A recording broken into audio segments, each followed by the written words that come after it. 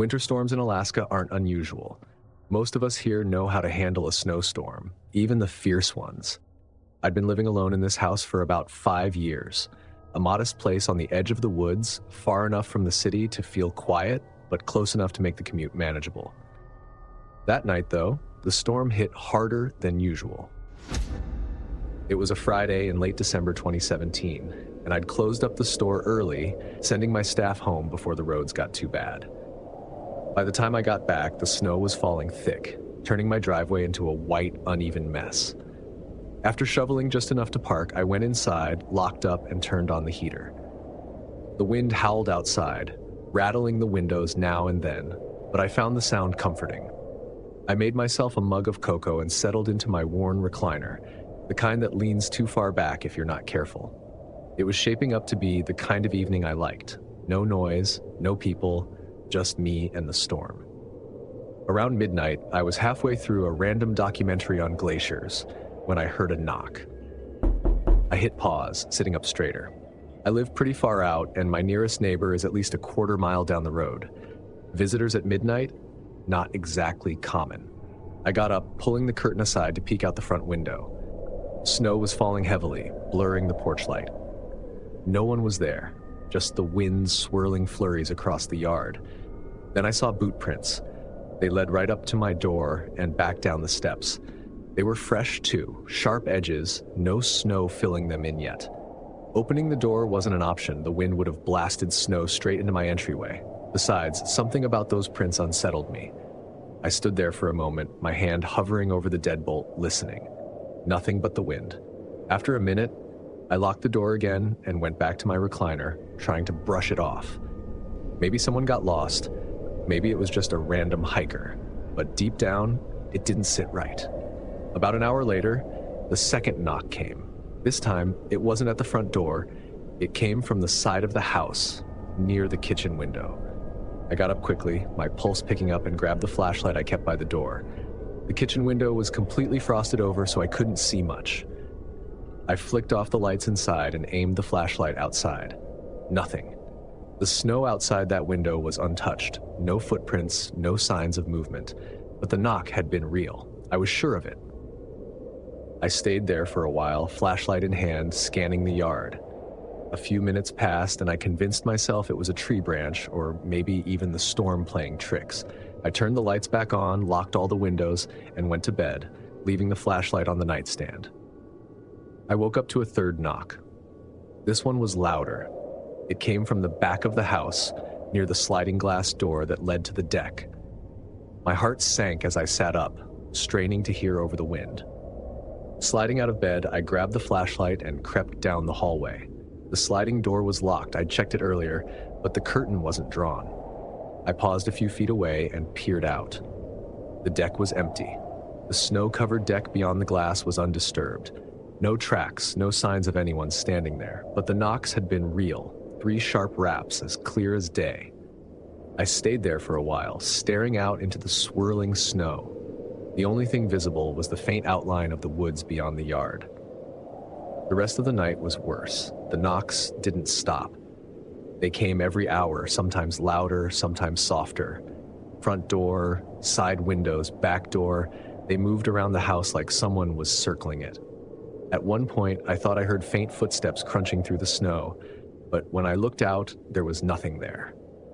The storm was too strong to go outside, and even if I could, what was I supposed to do? Chase after invisible knocks in a blizzard?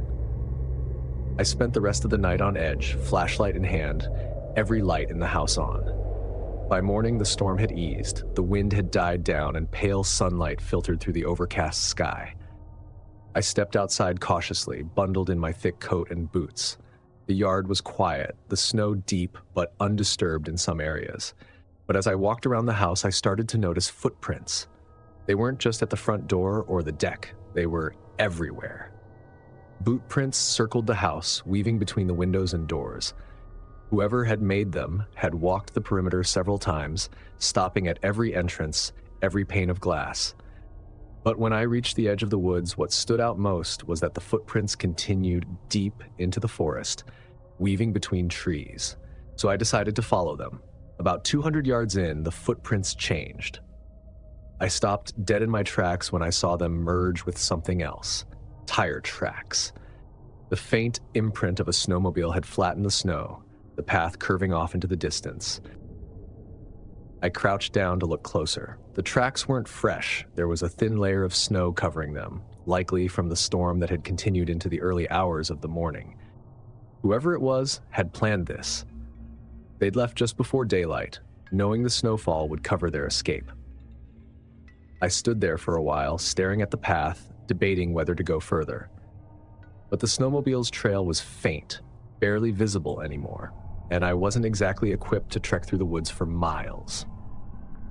Back at the house, I called the police. 2 officers arrived about an hour later, a younger guy and an older one who looked clearly no stranger to the unforgiving cold of Alaskan winters. They listened as I explained what had happened, their expressions shifting from skeptical to serious when I mentioned the snowmobile tracks. The younger officer raised an eyebrow. Could be kids messing around. The older officer shook his head. Not a lot of kids riding through blizzards at night, he said, giving the younger guy a look. They followed the tracks into the woods but returned within 15 minutes. The snow had almost completely filled them in by then. Too faint to follow, the older officer said, but this wasn't random. Whoever it was knew exactly what they were doing. A lump formed in my throat. What do you think they wanted? Hard to say. Could have been someone looking for shelter, or maybe they just wanted to scare you. That word didn't even begin to cover it. After the officers left, the unease settled over me like the heavy snow outside. I couldn't stop picturing the footprints circling my house, and the snowmobile waiting like a getaway vehicle. This wasn't some harmless prank. Whoever it was had planned this, stalking around my home during the storm, knowing I wouldn't venture outside. By mid-afternoon, I knew I wouldn't make it through another night without doing something more, so I grabbed my jacket and headed into town. The nearest gun store was about 20 miles away. The drive felt surreal, like I was stepping into someone else's life. I'd never been one for firearms, but after last night, the thought of being unarmed if someone came back wasn't something I could live with. I left the store with a 9mm handgun, a hunting rifle, and enough ammunition to feel like I had a fighting chance if things ever escalated. The clerk even threw in a quick lesson on proper handling and storage, though his parting words stuck with me more than anything else. Don't go looking for trouble, but make sure you're ready if it finds you. That night marked a turning point for me. From then on, the handgun stayed on the nightstand, within easy reach, and the rifle remained propped by the front door, ready for anything. I'd always loved living out in the woods, the solitude, the quiet, the sense of freedom, and I wasn't about to let some creep take that away from me. Sure, I was rattled. Who wouldn't be? But I'm not the kind of person to back down. If someone tried pulling something like that again, they'd get a much different reception than a house shrouded in darkness. I refused to let fear take over. This was my home, my slice of quiet in an otherwise chaotic world, and I wasn't going to let anyone make me feel like a prisoner in my own space. I'd always loved the stillness of winter storms, the way the snow blanketed everything and made the woods feel like a different world. Now, I saw the storms differently. They weren't just peaceful, they were a cover, a shield for anyone lurking just beyond the tree line. But instead of retreating, I made a choice. If anyone wanted to come back and test their luck, I'd be ready to welcome them. This time, on my terms. Because out here, in the quiet of the woods, you either learn to protect what's yours, or you let someone else take it from you. And I wasn't about to let that happen. I still don't know who they were or what they wanted. Maybe it was a prank. Maybe it was something worse. But every time the snow starts falling and the wind howls through the woods, I find myself checking the locks, looking at the rifle by the door, and wondering if they'll come back. And if they do, this time, I'll be ready.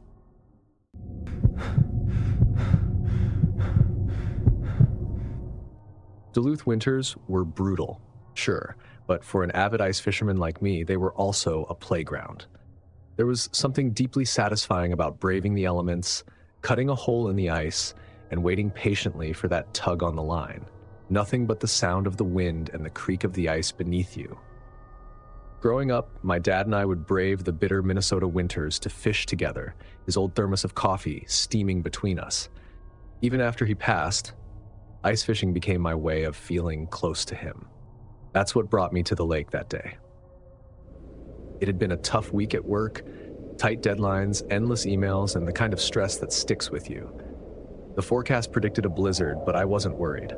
The ice was thick, solid enough to hold trucks, let alone me and my gear. By the time I arrived, the snow was coming down hard. Visibility was maybe 20 feet, tops.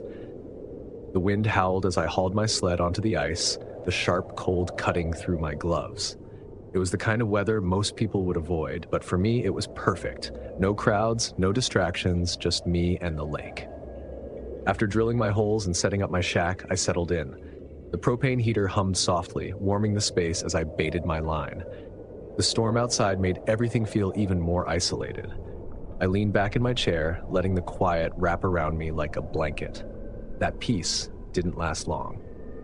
About an hour in, I noticed something through the small window of the shack, a dark figure standing in the distance. Through the swirling snow, I could just make out the outline of a man. He wasn't moving, just standing there, facing my direction. At first, I thought it might be another fisherman, but as I squinted through the frost-covered window, I realized there hadn't been any other vehicles in the lot. Whoever he was, he'd gotten here on foot. Maybe he was just checking the ice. Maybe he didn't have a shack and was out braving the elements.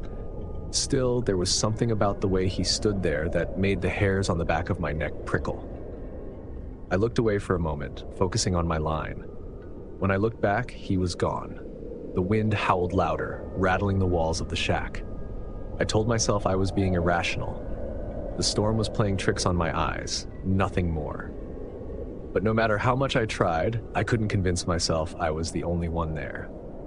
About 20 minutes later, I heard footsteps crunching on the ice, stopping just outside the shack. I reached for the zipper, pulling it open just enough to peek out. He was there, tall, bundled in a heavy coat and hat, his face mostly hidden by a scarf. He stood a few feet away, his breath visible in the freezing air. "You shouldn't be out here," he said, his voice deep and rough. I was caught off guard. "What?" "The ice," he said, gesturing toward the lake. "It's not safe."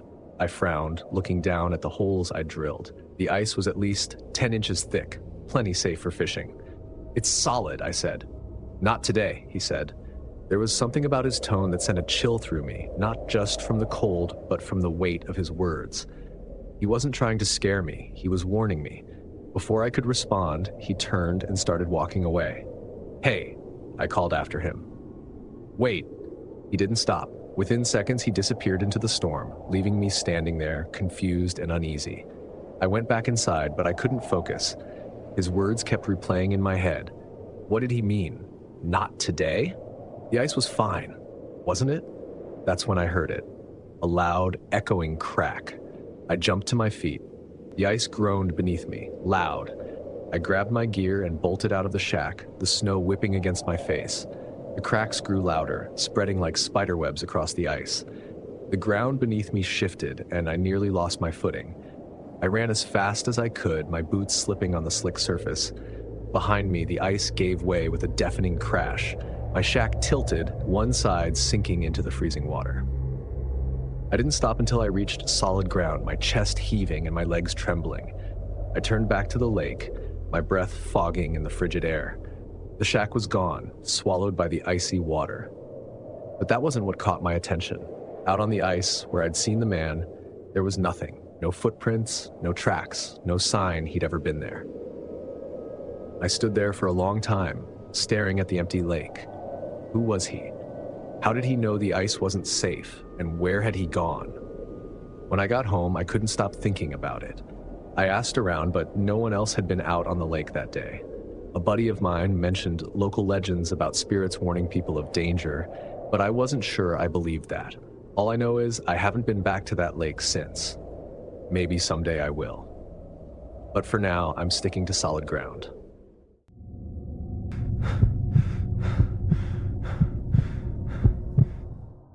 When you spend most of your days on bustling job sites, surrounded by the noises of power tools and the chatter of coworkers, You start to appreciate the rare moments of quiet. Building houses with a crew is rewarding, sure, but from time to time you need some quiet time. That's probably why I didn't think twice about booking a remote cabin on Mount Hood for a long weekend. I needed a break from the constant noise, both literal and figurative, of my job. A snowstorm had been forecasted, but that just made it more appealing. A cozy cabin, a warm fire, and the sound of snow piling up outside? Perfect. I arrived late in the afternoon, just as the first flakes started to fall. The driveway hadn't been plowed in who knows how long, so I had to park a little way down the road and trudge up with my gear. The cabin looked exactly like the pictures, and the whole place was beautiful. The key had been left in a lockbox by the door. When I stepped inside, it was colder than I expected. The heating was on, but it was faint, probably a setting the rental company kept to save energy. I dropped my bags in the living room, flicked on a few lights, and immediately started a fire in the wood stove to warm the place up. That's when I noticed the first odd thing. There were dirty dishes stacked in the sink, a couple of mugs, a plate, and a pan with dried up grease. I frowned, thinking maybe the cleaning crew had been rushed or hadn't made it out because of the snow. Not a great start, but whatever. I wasn't going to let a few dishes ruin my weekend. I washed them quickly and moved on. But the weirdness didn't stop there. When I went to the bedroom to unpack, I noticed the bed looked off. The blanket and sheets were rumpled, and the pillow was indented, like someone had just been lying there. I leaned closer and pressed my hand to the mattress. It was warm. Now, I'm not someone who jumps to conclusions, but I'd be lying if I said that didn't put me on edge. Still, I told myself it was probably just residual warmth from the heating system. I shook it off, put my stuff away, and decided to settle in. The evening passed perfectly. I cooked dinner, sipped on a whiskey by the fire, and lost myself in a book I'd brought along. Outside, the snowstorm picked up, blanketing the woods in white and muffling every sound except the wind. Around 10 p.m., I decided to call it a night. The cabin was small, so I double-checked the doors and windows to make sure everything was locked. Satisfied, I crawled into bed and turned off the light. Somewhere around midnight, I started hearing faint noises. At first, I thought it was just the wind or the snow shifting on the roof. But then there was a soft creak, like a floorboard groaning under weight. I sat up, but the sound didn't come again. It's an old cabin, I muttered to myself. Wood expands, things shift, relax.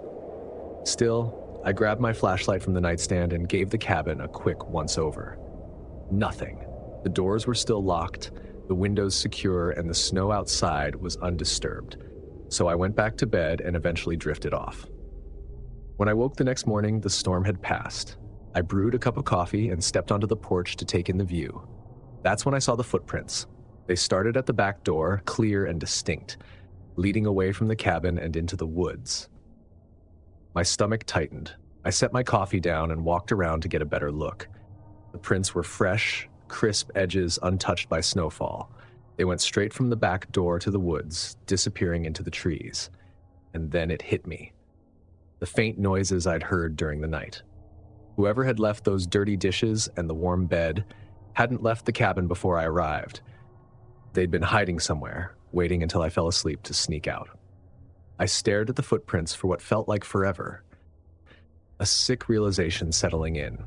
They'd been there, lying low, watching for the right moment to leave. The weird noises I'd brushed off last night weren't the wind or the creaking of an old cabin. They'd been someone moving around. I decided to call the rental company. Their response was immediate.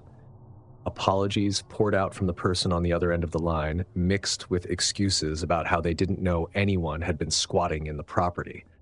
They offered me a full refund, practically begged me to leave, but I wasn't about to cut my trip short over this. "I'll stay the last night," I said firmly. There was a pause before the person on the phone hesitantly offered some advice. "All the doors in the cabin have heavy manual locks on the inside," they said. "They can't be opened from the outside. Just lock them all before you go to bed, okay? That way, even if the person comes back, they won't be able to get in." Okay, it was something. After hanging up, I spent the rest of the afternoon securing the place. I checked every door, every window, testing the locks to make sure they worked. The cabin's age worked in my favor. Those heavy-duty manual locks were solid, built to last, and had no way of being picked or tampered with from the outside. By the time I was done, the place felt like a fortress. That night, the wind howled outside, and the snowstorm raged on, but the cabin was silent. I sat by the fireplace with a cup of coffee. The thought of a stranger in the cabin stayed with me long after. Where had they been hiding? The attic? The crawl space? Or had they slipped out right under my nose? I didn't sleep much that night. Every so often I'd hear a noise, a branch snapping outside, the wind rattling a window, and my eyes would dart to the door, expecting to see someone trying to force their way in. But the locks held and the cabin remained secure. In the morning, I packed my things and left. I didn't bother calling the rental company again. I'd had enough of their apologies. As I drove down the snowy mountain road, I couldn't help but look in my rearview mirror, expecting to see someone standing in the distance, watching me leave. That experience stuck with me. Even now, when I rent cabins, I make sure to inspect every inch of the place before settling in, and pay extra attention to any sign that someone might have been there before me. Because the truth is, you can never be too careful. Even in the most remote, peaceful places, you're never really as alone as you think you are.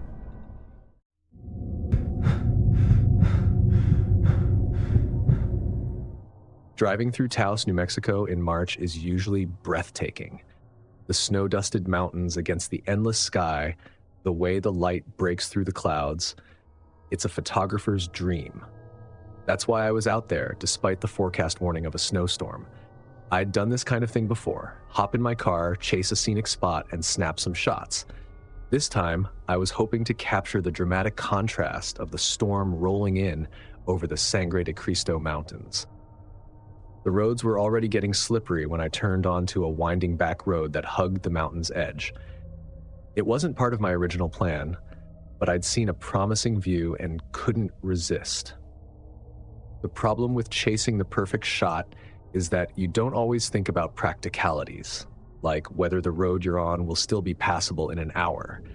And as the snow started falling harder, that decision came back to bite me. The snow was relentless, thick flakes sticking to my windshield faster than my wipers could clear them.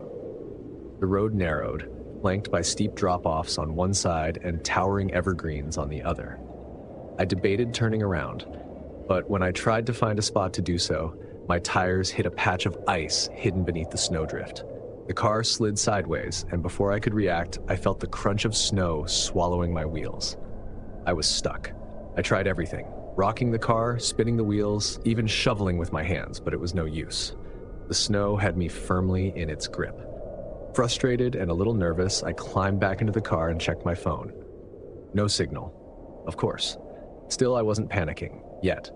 I had a full tank of gas, blankets, and snacks. Worst case, I'd have to wait it out until someone came along. About an hour later, headlights cut through the swirling snow behind me. I felt a much-needed sense of relief as a pickup truck pulled up and stopped a few feet away. The driver's side door creaked open and a man stepped out. He was bundled up in a thick jacket and beanie. "You all right there?" he called out. I cracked my window. "Yeah, just stuck. I was hoping someone might come by." He nodded slowly, taking a step closer. "I can give you a ride to town. It's a ways back, though. You sure you want to stay out here in this storm?" His tone wasn't exactly menacing, but there was something about it that didn't sit right. Maybe it was the way he lingered on the words, like he was testing how desperate I was. Or maybe it was the way he kept looking at my car, like he was more interested in it than me. "I'm okay, thanks. I'll wait here. I'm sure the storm will pass soon." He studied me for a moment. "Storm's only getting worse," he said. "Could be all night before anyone else comes by." I tightened my grip on the steering wheel. "I'll take my chances." He stood there for a long beat, the snow piling on his shoulders. Then he nodded once, almost to himself, and said, "Suit yourself." But he didn't leave.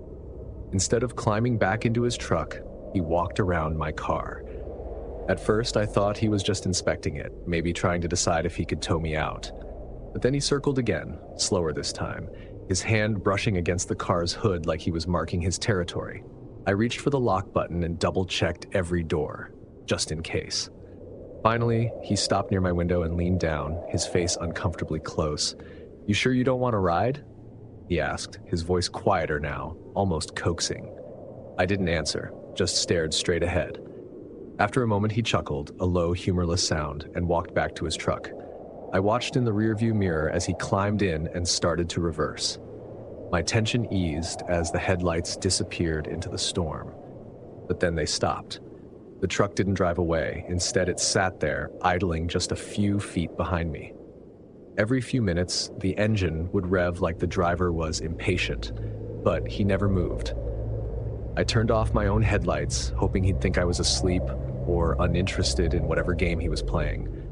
But deep down, I knew this wasn't over. Minutes stretched into an hour, and still, the truck didn't budge. My fingers hovered over my phone, useless as it was without service. I considered making a run for it, but the thought of leaving my car and facing him in the open was even more terrifying. At some point during the night, the truck finally left. I didn't see it go. I must have drifted off for a moment. But when I opened my eyes, the headlights were gone, and the storm had died down. A faint gray light seeped through the clouds, signaling dawn. I managed to inch my way out of the snowdrift. My legs were stiff, and I drove back to town. At a diner in Taos, I told the waitress what had happened. Her face paled as she leaned in closer. "You're lucky," she said. "There have been reports about a truck like that. Guy's been stopping stranded drivers, trying to get them into his vehicle. No one knows what he's after, but it's nothing good." The thought made my stomach turn. What would have happened if I'd accepted his offer? Or if I hadn't locked my doors? After that, I got rid of my car and opted for a 4x4 equipped with mud tires, a portable shovel, and a satellite phone. I still love the thrill of chasing a storm for the perfect shot, but I'm more cautious now. Because if there's one thing that night taught me, it's that the snow isn't the only thing hiding on those mountain roads. If these snowstorm nightmares sent shivers down your spine, don't forget to smash that like button and subscribe for more bone-chilling tales. What would you have done differently in these icy encounters? Share your thoughts in the comments. I'd love to hear them. Send this video to a friend who thinks snowstorms are all hot cocoa and sledding. They might need a reminder to trust their instincts. Stay warm, stay safe, and always keep an eye on those frosty shadows. Thanks for watching, and I'll see you in the next nightmare.